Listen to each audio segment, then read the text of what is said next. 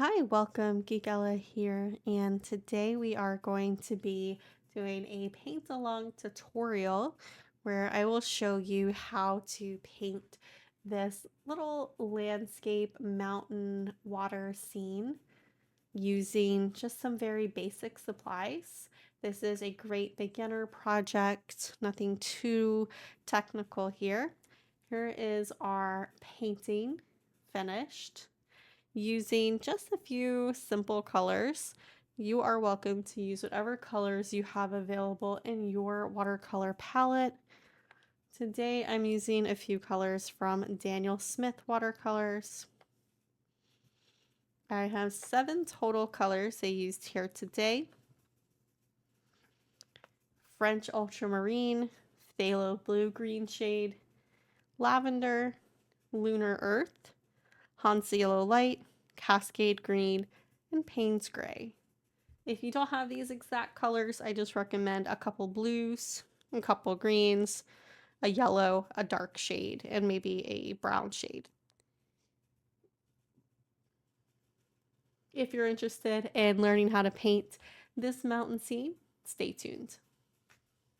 We're going to be painting with this reference photo found from Unsplash. Unsplash is a great place to go to find reference photos that you are allowed to use for painting that are royalty free.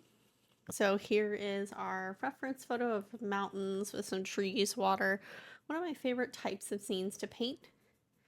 And we're going to be using, I'm painting on a 5x7 piece of 100% cotton watercolor paper. I have some mixing trays, 2 jars of water, some of my favorite brushes. I'll probably mostly be using this size 8 round brush and this size 10 quill brush. These are both natural fibers.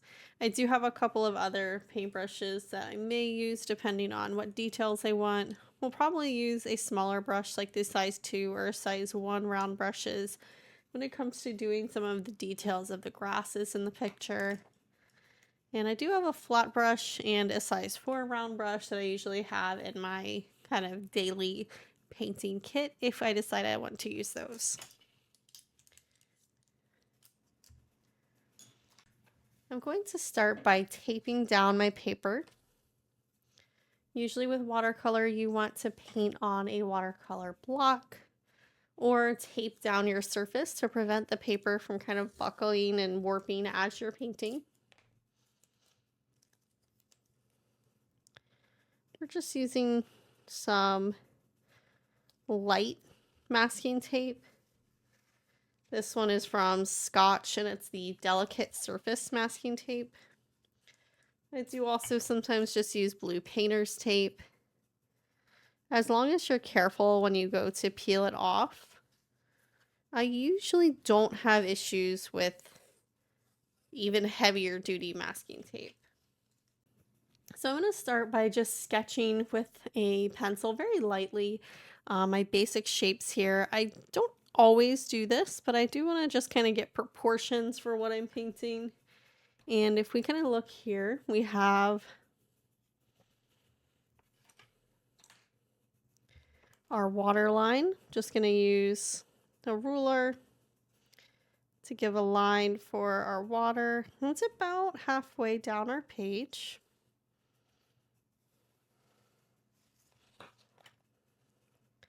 That looks a little bit less than halfway. Let's go down a little bit further.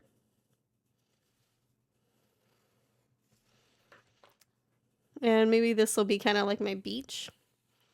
Then we're going to draw in some mountain shapes for those foreground green mountains. And then slightly more jaggedy for these background gray mountains. We're not going for exact here. So something like this. I think I'm going to have this go up just a little further. Remember, when you are erasing on watercolor paper, you do want to be very gentle because this is a delicate paper. So if you do need to erase, do so very gently. Then we're going to have some reflections in the water. So I'm just going to kind of very loosely go in with where, kind of like a mirrored image of what I have up here. And it's not going to be perfect. It's not going to be identical. But as long as we get kind of the basics here, it'll look semi-realistic. And then we're going to have our reeds in the foreground. So there's kind of our basic outline of what it looks like.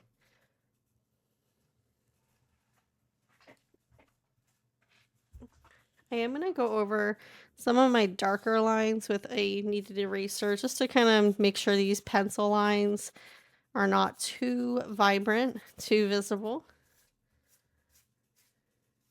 And now on screen, you can probably barely see my pencil lines. I can kind of barely see them. And these are just guidelines. We're not going to necessarily just color in the lines here. We're going to use those just as a guide for our composition. So in watercolor, it's typically best to start from your lightest values to your darkest values. I'm going to start with my sky in the background. I also like to kind of alternate and move around the painting where one area is drying, work on another area. So I'm going to wet the whole sky area.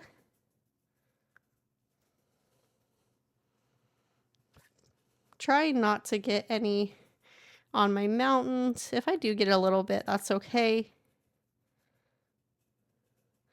That's one reason why it's good to go from light to dark. So that way, if you do have parts bleed, you can still cover over it with darker colors. Remember, the lightest color in watercolor is the color of our paper. Now for the sky, we're going to experiment here with some of this French ultramarine.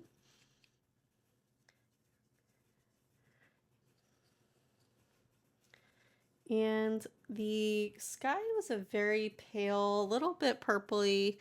So I'm going to add in some of this lavender to my sky color.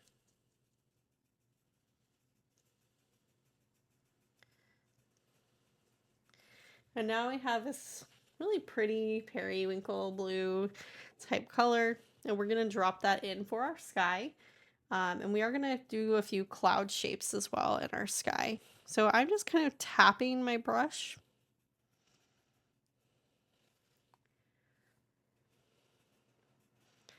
And letting the paint kind of move around on its own a little bit. This is a wet on wet technique. And I'm leaving some place white for some clouds. And this one is very dirty. You can use a clean paper towel or whatever kind of towel that you like to use for painting. I recommend having something dedicated for painting like this cloth here. So I'm not always using disposable paper towels. But I'm just kind of blotting out some white for a cloud. And just defining the edges around my cloud. Maybe we'll do another kind of cloud shape over here, just blotting a little bit with my cloth. I probably need to wash this one because I did get some color transfer on the painting I did yesterday, but it all adds character. So you can see our sky is still pretty wet. With my brush kind of dry, I'm just going to make sure my paint isn't pooling at the top. So I just went in with a dry brush to suck up a little water. And while my sky is drying, now we're going to work on another area of the painting, because if we go in to work on the mountain now, this blue is going to bleed in with our mountain. So we're going to pick another area to work on to kind of avoid that situation. I'm going to go in and drop in some color for my beach. So right here, this is kind of that sandy shore. And I'm just going to test out what this lunar earth looks like. It's kind of a very watery consistency.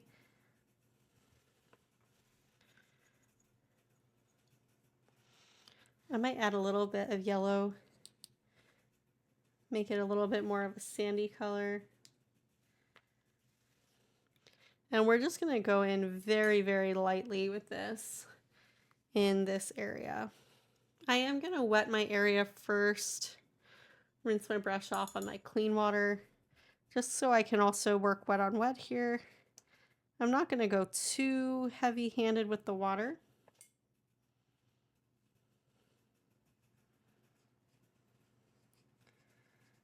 And we're going to be covering up some of this with some greenery. I'm just going to drop in a little bit of color.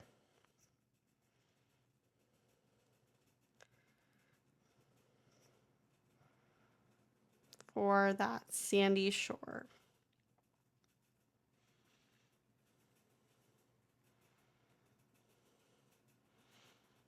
And I'm going to make it slightly imperfect. So we don't want it to be like a perfect horizontal line. So I did kind of purposely go a little bit outside of my line that I drew, which was why we wanted to make sure that we made our lines pretty light. So now we're going to work on our water here. Our water has some of that sandy color. If we look at our photo, or this is an inspiration, we're not going for photorealistic here, but it does have some of that sandy color, and then it turns into a very turquoise blue. And then we do have that mountain reflection. So for the water,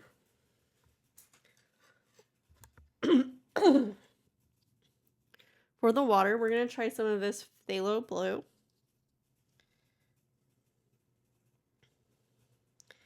And that is a little bit bright blue. I do want a little bit more of a teal color. So I'm going to try adding very small quantities of this Hansa yellow light. Starting small. We don't want it too green. You might have to go back and forth to get a nice color that you like. And that looks pretty good. I like this kind of teal color, and we'll use a little bit of our sandy color as well. So I'm going to start with the sandy color. Well, let's make that one again. My brush was a little blue. That's why we have 2 jars of water, one for dirty and then one to rinse off our brush to make it clean. Because we don't want to muddy up our colors too much. So we'll go back in with some lunar earth. We probably needed to mix a little more anyway. And then I like to rinse it in the dirty water and then in the clean water. My clean water doesn't always stay 100% clean, but hopefully we can prevent our paint from getting muddy just by giving it that little bath in cleaner water. All right, so we're going to start with this sandy color kind of all along this bottom area.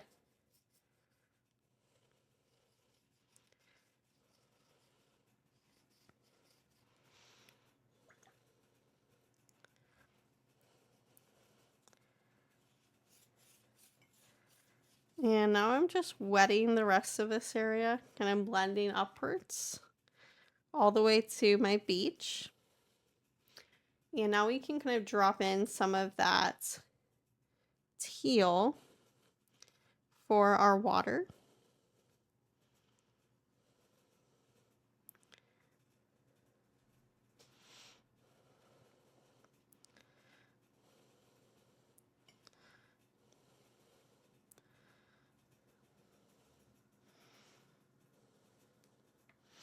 I'm going to go in with a little bit of a more bright color in the middle.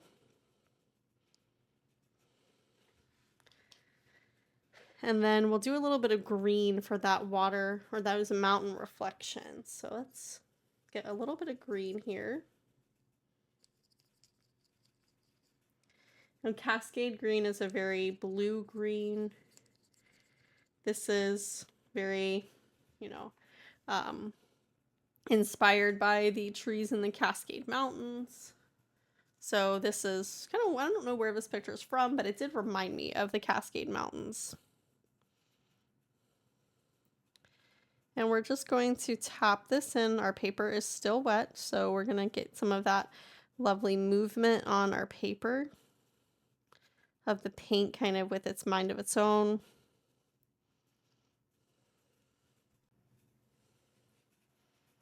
And just making some kind of brush strokes, blending this part so it's clear. This is all part of our water.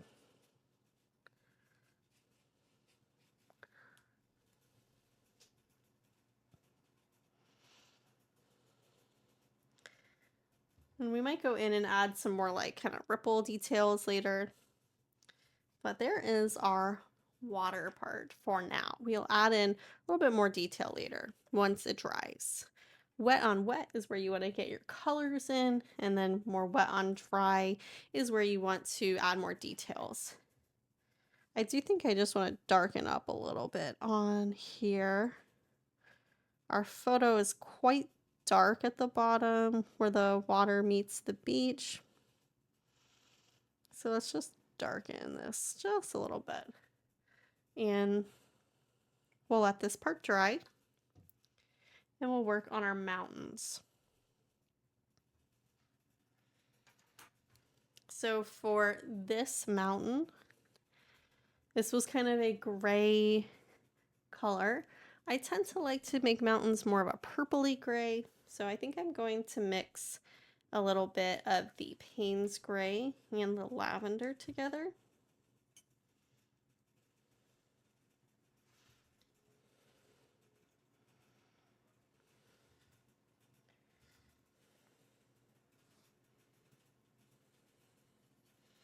And we get more of that like stone gray. Lavender is a little bit of an opaque color. We're going to water it down just a little bit.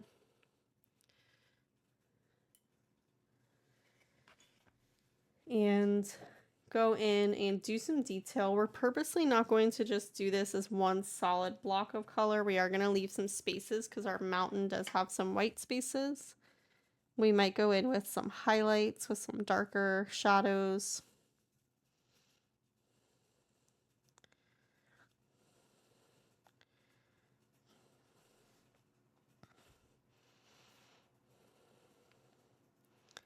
Now I am working wet on dry here, because I do want to leave some white spaces to be those mountain highlights.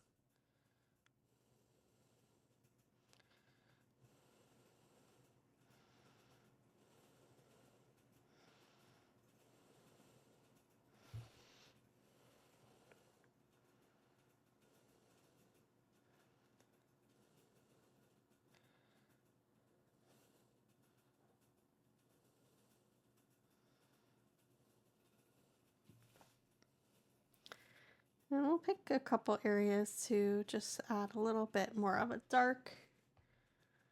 Now, one thing you'll notice here is I am not going back into my water. I'm just going into my paint.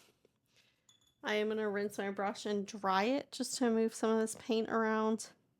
If I go back in with a more wet paint at this point, I am going to create a lot more watermarks where your painting dries and kind of leaves more of a kind of hard edge.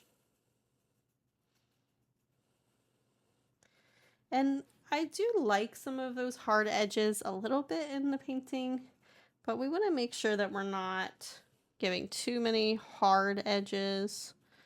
Our painting still has softness. So I like to work with a pretty dry brush when I'm working on adding some of these kind of shadows and details on our mountain. I'm going to mix up just a little bit of a darker version of what we're already working with. Adding a little bit more of that Payne's gray.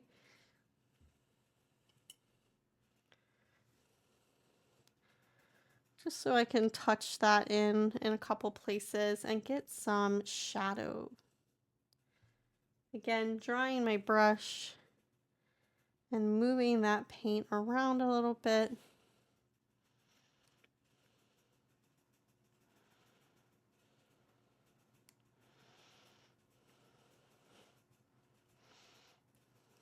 Making it very seamless.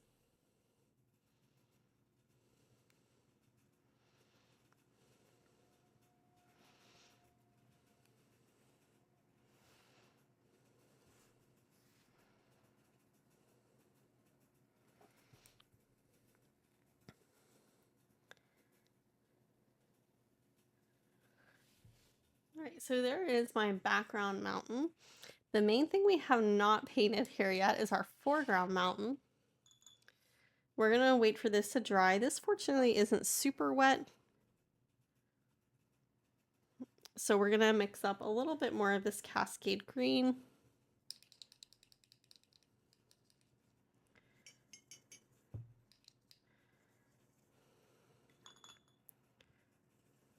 Get it to the consistency I like. I like it where it can easily move around in my palette, but it's not too watery where, you know, you're not getting that rich color. I think I'm also going to, in here, do a little bit of a green with a little bit of yellow added to it, just so we have two different greens.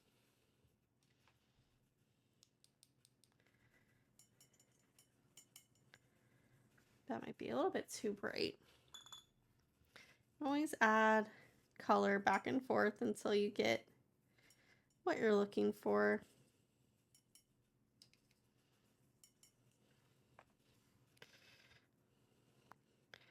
Adding a little bit of water here. And there's my two greens, the pure Cascade green and Cascade green with a little bit of that Hansa yellow light added in. My paper does not look shiny at all anymore, so that's an indication that we're ready to go.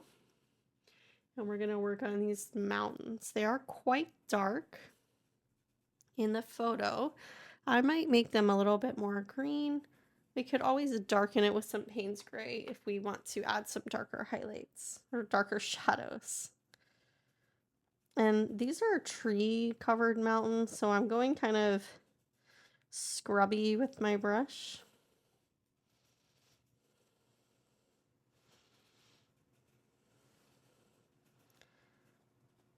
Just kind of wiggling it so that we have some tree shapes and not just hard flat lines.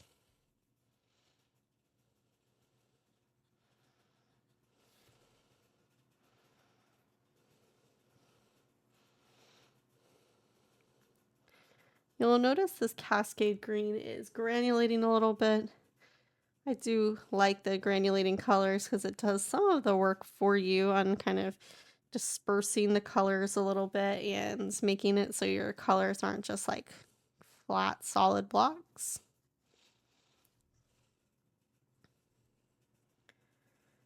I'm just going to take a little bit of some of these areas and bring it down into our beach so we don't have just like uniform lines.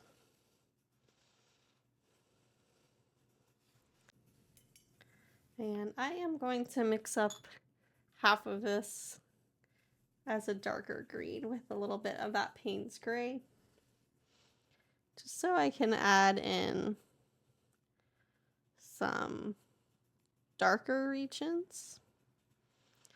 This side of the mountain I feel like was pretty dark in the photo. And we can always go back with some lighter green, maybe some of our even lighter green. Give some variation. I tried to make these all around the same consistency of paint so that when we are going in, as I said, the paint is not really going to leave as harsh of watermarks because our paint is all the same consistency. You get watermarks when you mix drier paint with waterier paint.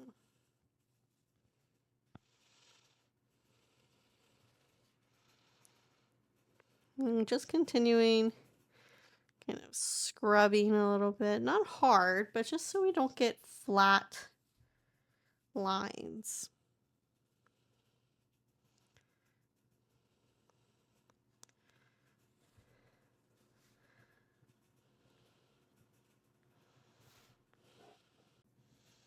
And just kind of alternating what color I'm touching in so we get color variation on our mountains, and you can tell that there are individual trees happening here, and it's not just one uniform mass. We're going to work a little bit more on our water area, and then the last thing we'll do is add in those reeds. So for the water area, I do want to kind of darken up that reflection of the mountains. I am going to wet my mountain area a little bit. Remember, this is in water, so it's not a perfect reflection.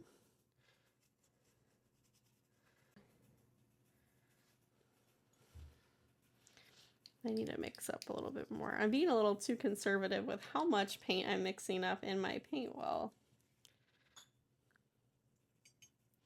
The nice thing about watercolor is that even when the paint dries, it is still usable in your palette. You can always re-wet it.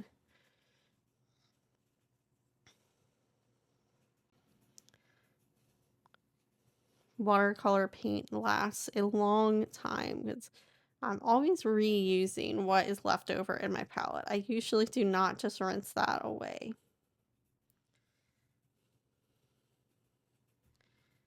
All right, let's add a little bit more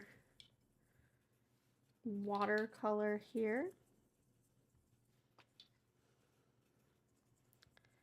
And I am purposely using my dirty water just because I want this. My dirty water is pretty green and I want this to have a little bit of that teal tint. I'm just adding that in the middle. And blending it with my mountain shapes.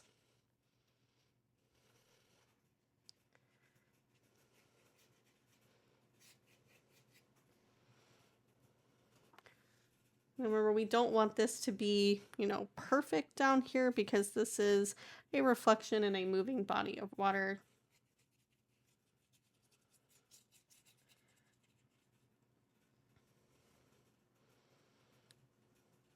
Maybe if it was like a very still body of water, you'd get that perfect photo reflection. But here, I'm looking for just the shape of the mountain.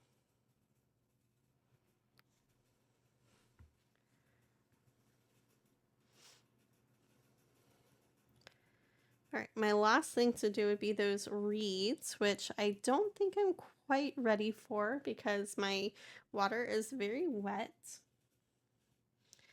In the meantime, I'm going to maybe add a few details to my beach.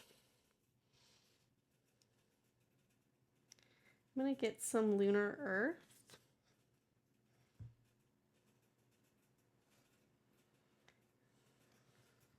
And maybe darken that with a touch of Payne's Gray. Get a nice chocolatey brown that's going to maybe be some suggestions of some like tree trunks kind of here and there.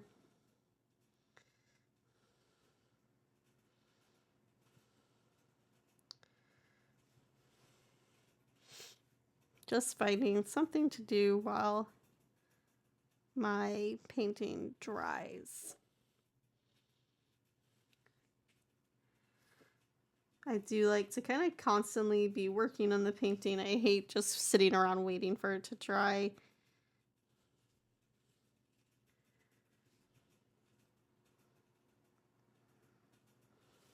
So we're just gonna add in some tree trunks while our bottom area dries, and it looks like it is almost dry. We still have some shininess up here, but this area down here is getting pretty dry.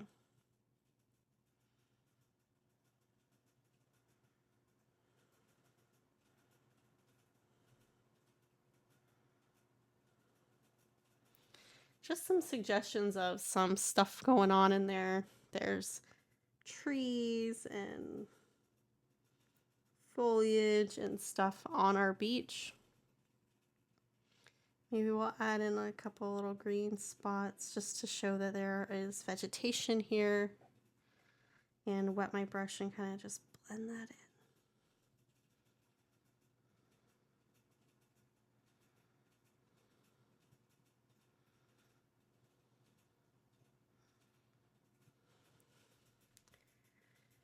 All right, so now we're going to go in with some of our reeds and the grasses in the front. You can see that they're kind of in the foreground. I really like these kind of shaped buds. We'll try to do some of that. We'll start with just some greenery. And I'm going to go in with a pretty small brush. I have my size 1. And I'm going to take some of this kind of more grass green color and just go in and start making some lines.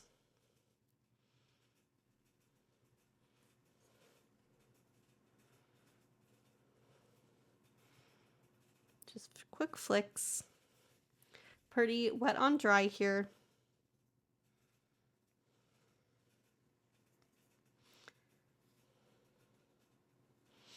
Let's go in with some darker green. I didn't even rinse my brush because I want just kind of a mix of the colors, just so we have some color variation. Sometimes I also like to kind of like scribble.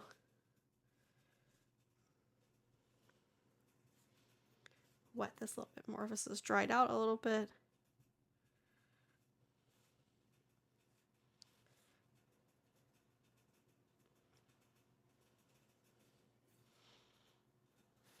I'm going to take some of this green and just kind of go at the bottom just to show this is a pretty dense clump, suggesting that this is, you know, dense.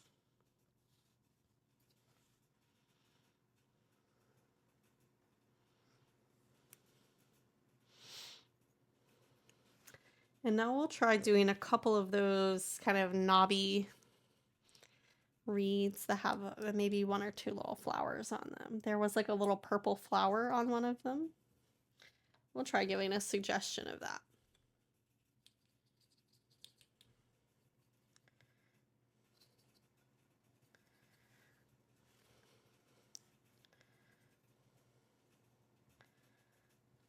So they just kind of have these little like knobbies on them, so we'll just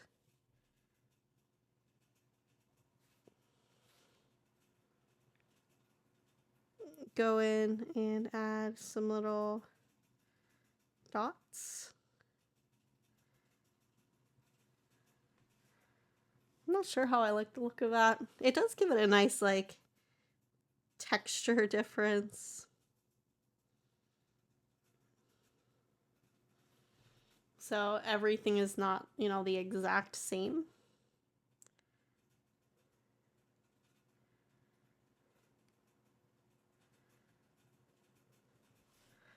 And maybe we'll add 1 more of those over here.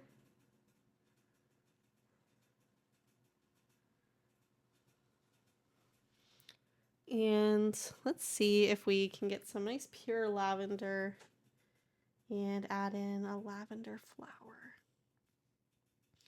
Lavender is a little bit more of an opaque color, so I'm hoping that it'll show up over this kind of watercolor in the background.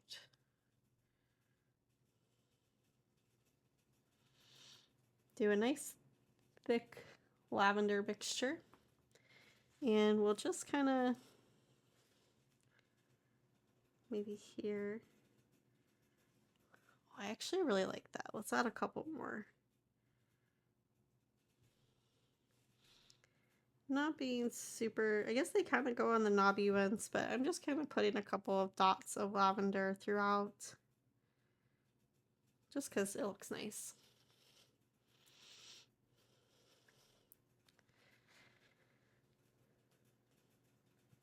So we didn't go photorealistic, of course. I like having a slightly more, you know, loose, simple approach to watercolor. Reference photo is a nice color and composition guide, but we're, you know, going with our heart a little bit, going with what we feel looks good when we're painting as well. So we don't have to stick exactly with a reference photo. We do have artistic license to move from that, but I feel like the general layout matches our reference photo. So it is still a little bit wet in the center, but I'm gonna go ahead and take my tape off so we can see how this looks. And there is our finished painting. I hope you enjoyed today's paint along tutorial. If you'd like to see more of this type of video, please comment below and let me know. I will be posting new videos every week. And if you enjoyed this paint along, I'd love to hear from you.